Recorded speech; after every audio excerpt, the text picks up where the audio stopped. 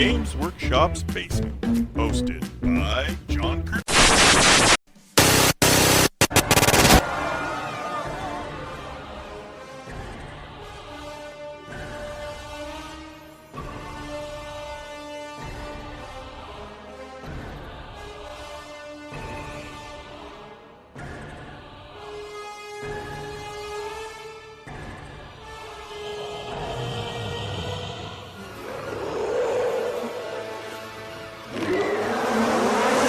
So yeah, let's talk about. Let's just get right into it. We're talking about Ravening Hordes. We're going to talk about Orcs and Goblins, the keynote Ravening Horde, right? So Orcs and Goblins, huge variety of units, right? Nothing really has been dropped out of their list. Everything is still available in one way or another. And so the way that we're going to organize these and kind of go through the art, like reviewing the army list itself, I'm going to talk about 3 of probably some of the better units for the list. Yep. And then I'll talk about a magic item and one of the spells for the army as well. So the first one we have here is we're going to talk about Orcs and Goblins. Orcs and Goblins, the top 3 units for them are Boar Boys, Black Orcs, and the Night Goblin Squig Herd was one that I really liked, which maybe wouldn't be something that you would think about right off the bat as being an amazing unit, but it plays into the army so well. Okay. So Boar Boys, in this edition of Warhammer Fantasy, cavalry is pretty good again, I think. And Boar Boys really exemplify what a cheap, good cavalry unit looks like. Yep. So they start off at 15 points a model, so pretty inexpensive. They have a pretty average stat line, 3s across the board mostly.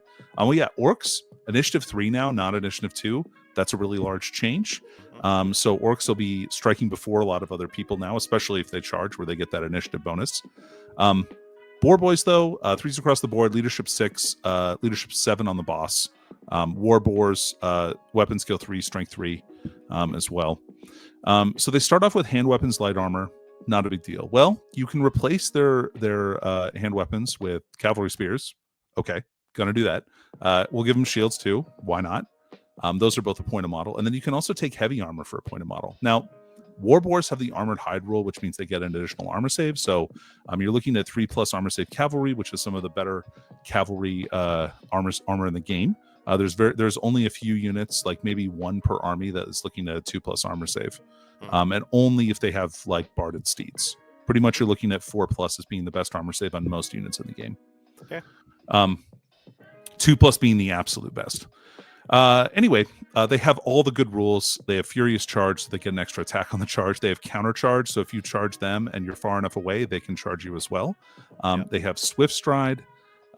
So they're getting to roll an extra dice on their charge, and they also have a rule called Tusker Charge, which means that they have their boars get extra AP on the turn they charge, which is pretty nice. So great unit, a lot of attacks. You can upgrade them to big guns too if you want, which gives them +1 strength in combat. So now they're like strength 5 with spears. So there's a lot of different options you can play. They're a great unit. Black Orcs, another amazing unit. There've always been the elite orcs, but they've always been kind of like maybe a little bit overpriced and pretty not great. Well, they got a real upgrade in this edition. They got full plate armor, which is really nice. And 12 points a model for like weapon skill 4, strength 4, toughness 4, infantry is really good. The Choppas rule means that they're getting an extra AP on the charge, and also rerolling 1s to wound. So when you give them great weapons or anything like that, they can really put out a lot of damage. Now, these guys did lose the ability to switch weapons between rounds of combat, which is something armed they had in 8th to edition. The teeth. Yeah, armed to the teeth. That's right. Good recall, Dickie. That's exactly I'm getting back, baby. I'm back. Yeah. But they kind of traded that off for getting Furious Charge, which gives them an extra attack on the charge. Really nice for them. And then they also have a rule called... So one thing about Orcs and Goblins that's very different than it was before is there's no animosity. But most of the units are impetuous. Do you know what impetuous is, Dickie? You want to collect Bretonians. What is impetuous? Well, back in the day, back in 6th edition, impetuous means you had to charge when something was in front of you. That's right. Well, the rule didn't change that much. All right. You have to roll a d6. On a 1 through 3, you have to charge. Yeah. On a 4+, you don't. So sometimes you have to charge. Well, Black Orcs have a rule called Quell Impetuosity. So most Orc units in the book have impetuous. Right. So they're trying to charge stuff maybe when you don't want them to. So there's a little bit of unreliability there. But Black Orcs just quell impetuous within 6 inches of themselves. So you can kind of set your lineup to be immune to that rule, which is really nice. They don't have to break heads anymore. It's really great. Well, that's a big deal. Like the biggest thing with orcs was they were kind of random. And if you rolled that 1 on animosity, man, your best laid plan was Dunskies. So now you get some Black Orc characters hanging out, and oh baby, man, you got a stew going. Yeah, ooh, that's exciting. Okay, man, I'm so ready. What's next? Okay, the final unit that we're going to talk about, and there's so many units in here that are good to talk about. I mean, Mangler Squigs are still very good. Wyverns are good again. Like, all these units have a role, and I can see you pretty much playing with almost any unit in this book, which is awesome. Nice. But let's talk about Squig herds a little bit. Sure. So you only get to target the Squigs, like, if, or the handlers, if they are in combat with you, and they automatically get pushed all the way to the back rank when you fight with Squigs, because the Squigs push forward and they push the handlers to the back. So it's really hard. Who would want to be in front of Squigs? Really, I wouldn't want to be in front of any Squigs. So maybe they're the ones that are going back to the back. Anyway, the nice thing about these guys is that they're a skirmish unit if you want them to be, or they're open order, so you can have them be ranked, which is really nice. So you can kind of choose how you want them to be in the game, so they can get a rank bonus or they cannot. And then they also have a rule called warband. Now, almost every single unit in the Orcs and Goblins book has the warband rule. Warband is a universal special rule. It's common across a bunch of different armies, and it kind of represents units that are a little bit on the wild side. But the nice thing about them is it does two things. The first thing is it replicates the Skaven rule called Strength in Numbers a little bit. Yeah. So they get to add their rank bonus to their leadership. That's very strong. Really good. So that means that even like the Night Goblin Squig herds, for instance, like they're still going to be leadership 8, even though they're already immune to psychology, which is good enough for me. Yeah. They're going to be leadership 8, which is really nice. The other thing that it does is it gives you reroll charges, and that's insanely powerful. Yeah. So those two things make it one of maybe the best rules in the whole game, and so it's one of the reasons why I kind of am hitting on that right now, because all the units I've already described also have warband. Yeah. So it's a really good way to pass off your leadership and get units that are maybe going to run away a lot more, a lot less, and reroll the charge on your units that want to beat some people up. Yeah. But yeah, Squig herds being impetuous, but being able to ignore that for Black Orcs being around, really powerful. And maybe you just want them to get into combat though, because Squigs have 2 strength 5 attacks each at AP -1 with armor bane 1. So they can actually do quite a bit of work. Yeah. And at initiative 4 is also pretty fast. Yeah, it's really fast. Yeah. I know we're not going to talk a lot about the nuance of the game mechanics, but I think it's important to explain to people. So you talked about being able to pay for skirmish or rank and file. That's something that's relatively new in this edition. This is really big. So units, often units that are skirmishers will have the skirmishers special rule, but they'll also have the open order special rule. And when you have those 2 different formation rules, you can choose at the start of the game which formation you want to start in, and you can also reform into that formation as the game goes on. Nice. So if you want to do that, you can, but it's a really nice, it gives you some versatility and allows you to kind of customize a unit for how you think it's going to be best used. Like, I might want to rank, because skirmishers don't get rank bonus, right? Yeah. So I might want a rank bonus, like a rank bonus for my unit, if I was afraid that they like might get charged and I might lose combat that way or something similar. So I probably would rank them up in like open order, and open order is different than closed order, which is kind of like the standard like rank and file. Open order, closed order automatically gets +1 to combat resolution, while open order lets you do a free 90-degree turn at the end of a regular move. So it kind of gives you a little bit. They're not quite. They're kind of an in between skirmishers and close order units, which is pretty nice. So depending on how you want them to be, it just gives you a few options. Yeah, there's just a lot of like in reading the books. There's a lot of variation in the list that you can add just with points. Like just adding I'm going to give this unit skirmisher, or I'm going to give this unit close order or open order. And potentially those are upgrades that like either a certain number of units can buy, or it's just a way that you can choose to upgrade the unit. A lot of units have an upgradable ability to buy other special rules, which I really like. Yeah. Or drilled. You'll see that a lot. That's a really good ability that maybe we'll talk about later. Yeah, drilled, stubborn, veteran. Yeah. Those are all really common rules that you can buy for people. Like, for instance, like for orc boar chariots, they can buy war paint, so you can become savage orc boar chariots, which is pretty cool. That is super awesome. Oh man. Yeah, but let's talk a magic item. The one I'm going to talk about is called Wallopa's One-Hit Wonder. Okay. And it's a 15-point magic weapon, goblins only. It has strikes first, which means that they get to go at initiative 10.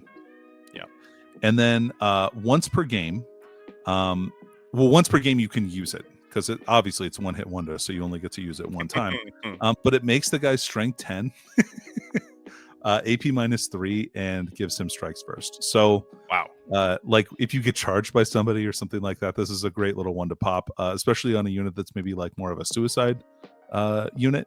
Really good magic item for them to use. That's very cool. Especially only for only 15 points. It's only 15 points for the one-hit wonder.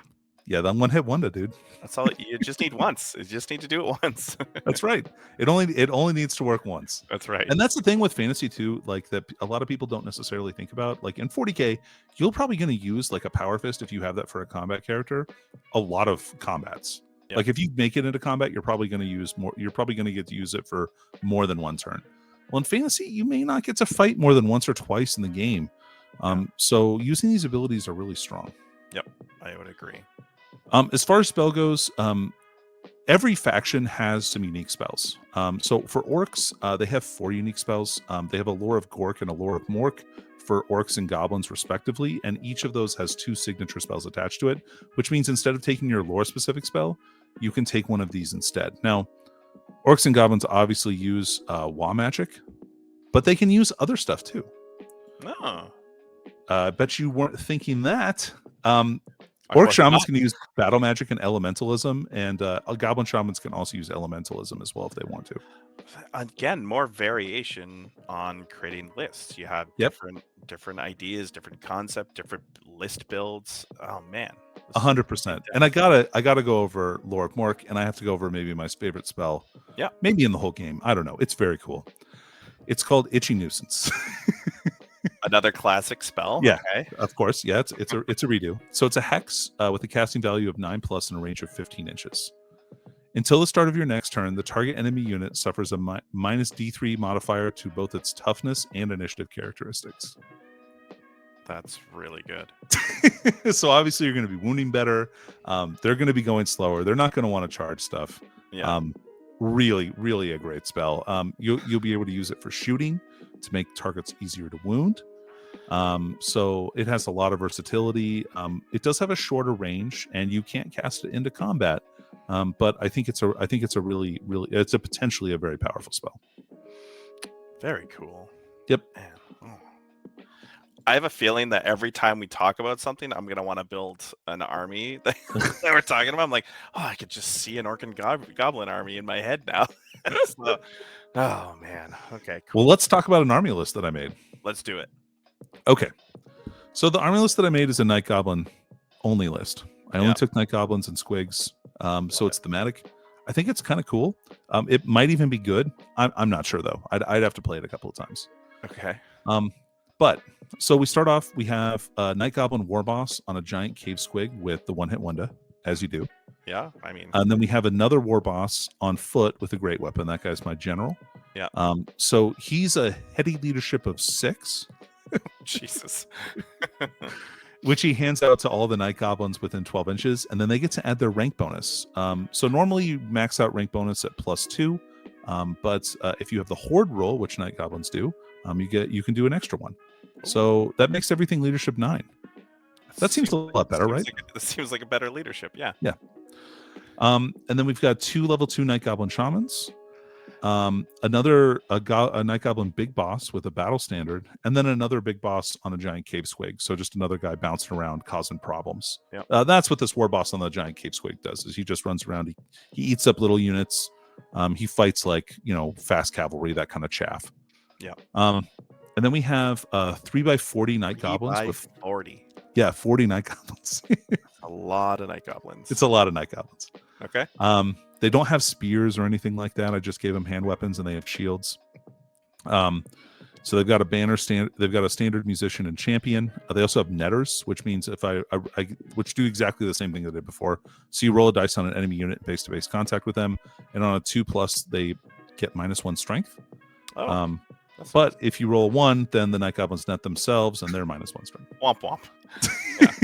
And then each unit has 1 fanatic. I could take 3, but they're 25 points apiece, which is a lot.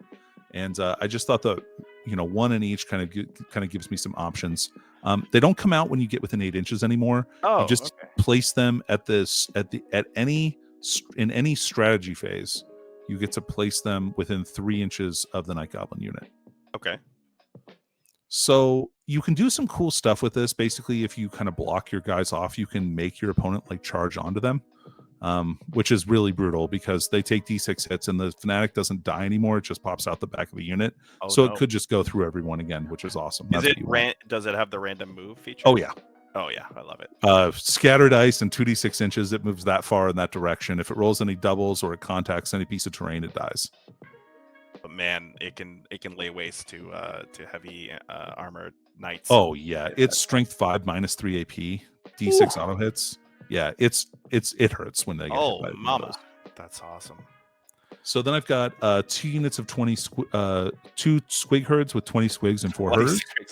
That's a lot of strength 5 attacks coming out. Yeah, dude. I'm just thinking I just kind of line up my 40 guys, my 3 squads of 40 in the middle, and then I just have these guys kind of hanging out on the flanks. Yeah.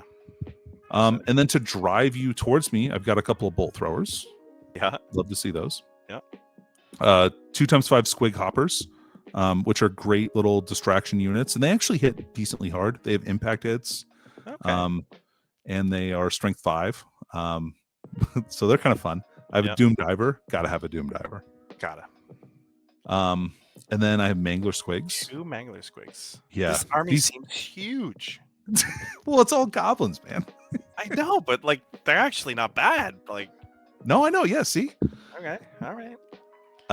2 Mangler Squigs and then a Goblin Stone Thrower. That's a lot of artillery too. It's got all kinds of stuff. Dude, that's so good. I might drop the 2 level 2s for a level 4. Yeah. But other than that, I'm thinking as I'm looking through this, I like it a lot. Yeah, I think it does a lot of different stuff, and I think it fights decently. Yeah. It has enough shooting to make people come towards it, and then when you get there, it just kind of messes with you. Yeah. One thing I wanted to talk about is great weapons in this edition. So the fight last keyword, I guess, or special rule. So it's changed a bit from its 8th edition or 6th edition counterpart. So if you don't mind, I can go through it. No. Yeah, no problem. So great weapons now, what they are is they take you to initiative 1. That's what Always Strikes Last is. Always Strikes Last is initiative 1, but before modifiers. So that's very important. Yeah. It's really, really important because when you charge, you don't get strikes first. You get +1 initiative for each inch you charge. Yeah. So or to the front of your enemy. If you charge them in the flank, you can get up to +4. Yeah. But from the front, it's +3 max. Yeah. So you're very quickly going to get up to initiative 10. on some of these units like elves and that kind of stuff that have lances and that kind of. So like there's some ways to really kind of buff initiative, especially with like different special rules that you might have. So I really like that it's before modifiers, so it's not always your striking last. Yeah, it literally. So when I'm going to go and talk about Bretonians because that's what I'm super excited about. Yeah. Questy Knights were always so bloody useless because they had great weapons and a giant horse to make a charge, and then they got to fight last, so they ended up dying after they charged. Now they actually have an opportunity to swing before the bad guy. So like if they charge to the front, they're usually initiative 4. Yeah. And like some of the more elite troops in the game are initiative 4. So like most elves are initiative 4. At least to start with, and then like Chaos Warriors are initiative 4. So like I don't even think there's any elite Empire troops that have initiative 4. I think they're mostly initiative 3. So like you're striking before a lot of that stuff, which is really nice. Tack on a little, itchy nuisance there, and all of it. Right? Yeah. Hey, look, you've got it. You got yourself a stew going, man. Baby, I kind of missed like how this army plays a little bit. Let me just talk about that really quick. Okay. They have the warband rule, and they have great toughness overall across the army for their point value. Orc boys are very cheap for toughness 4, but yeah, like they have a lot of fairly inexpensive troops with great toughness. They don't usually have a lot of armor, maybe more than something like beastmen, but probably less, but a lot less than most other armies. Okay. And impetuosity is a rough rule if you don't mitigate it. So like this night goblin list that I'm talking about, night goblins themselves are not impetuous. Okay, I was gonna say. But the squigs are. So I just have to watch out what I'm doing with those kind of. I can block off their charge and stuff like that, since like with random movers, so that they don't kind of charge into stuff that I don't want them to. This army wins typically through combined arms, but more focused on the melee portion of combined arms than the shooting portion. Like as opposed to Empire, which is usually a little bit more shooty than it is melee. These guys are more melee than they are shooty, but they get cheap war machines, and their war machines are pretty good. So they definitely have like a combined arms approach. They're taking cavalry, they're taking some shooting, they're taking some melee. So usually that's kind of how this army plays on the table. And they kind of leverage hitting hard, and being cheap, with kind of having maybe not the most durable units in the game. But it seems like they're going to have a pretty juicy leadership with the they can, until you start taking off those ranks. Okay. Yeah. Or you're getting them in the flank. That's going to be a bad time, because if they get disrupted, right, through either that or like first charge that a lot of knights have, like they could be testing on some pretty bad leadership and get run down. So it works really well for panic, but it works a lot less good for break tests. Okay, understood. So yeah, that's Orcs and Goblins. Really cool army, huge model range. A lot of it is available through Gloomspite Gits or Worklands. So I think you have a lot of good ways to do GW models for these too, if you wanted to. It'll be interesting to see what kits they end up re-releasing for Orcs and Goblins when that time comes. That's awesome. So, yep. Cool, man. It's time to step into the grim darkness where nerds gather talking Warhammer madness. Grim After Dark, the podcast with the hosts John, Danny, and Val, but they're not the most. Claiming to be experts, but it's all a facade. Talking about battles and dice rolls, they're all odd. Trying to sound cool with their Warhammer talk, but I'm here to expose. It's all just squawk. Nerds, everywhere I see talking Warhammer this, like it's a decree. But let me tell you, homie, it is all just a game in the room.